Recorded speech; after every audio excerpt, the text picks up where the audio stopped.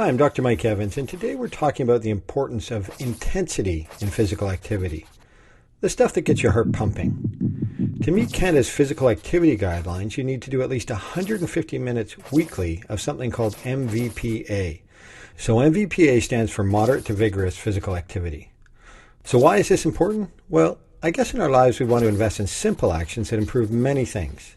Exercise does this, from reducing heart disease or cancer to improving mental health to simply improving the quality of our lives. Now, I often get asked, what is the best exercise? And my number one answer is definitely the one you'll do. But my second answer is, when possible, do an exercise that requires more effort or that is higher intensity. The higher the intensity, the healthier the results. Why? Well, research has shown that higher intensity activities are more effective than lower intensity activities at improving our health, especially when it comes to the important stuff like reducing your risk for heart disease. But what is intensity? Well, I think intensity can be thought of as how hard a person works to do a specific activity. It's important to remember that no two people are the same, so the intensity of different forms of physical activity varies between people and depends on someone's previous exercise experience and their level of fitness. If you're inactive, any amount of physical activity can provide some health benefits. So it's best to start with smaller amounts of activity and gradually increase duration, frequency, and intensity. So how do we measure intensity? Well, we use something called a MET. So that's a metabolic equivalent. So at the high end, running might be an 8, jogging a 5, and at the bottom would be resting or watching TV, which would be anything less than 1.5. Moderate intensity physical activity, which measures 3 to 6 METs, requires effort and noticeably accelerates your heart rate. So for example, walking. Depending on your speed, the MET could range from 2.3 to 3.6. Yard work could be a 6. Housework could be 3 to 3.5, and so on.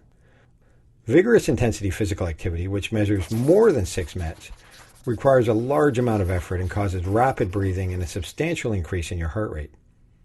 Think of sports or shoveling heavy snow.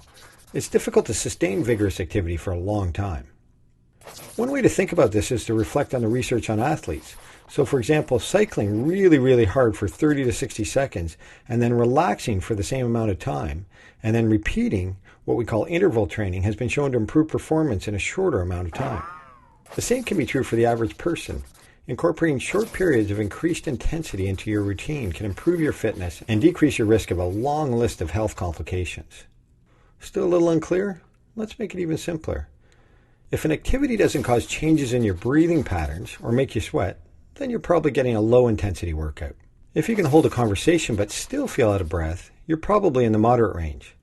If you can't talk to your neighbor or sing out loud, you're probably in the vigorous range. If you can do moderate to vigorous activity at least 150 minutes per week, you're meeting the target.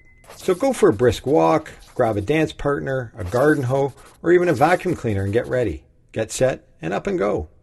That's all for now. Thanks for listening.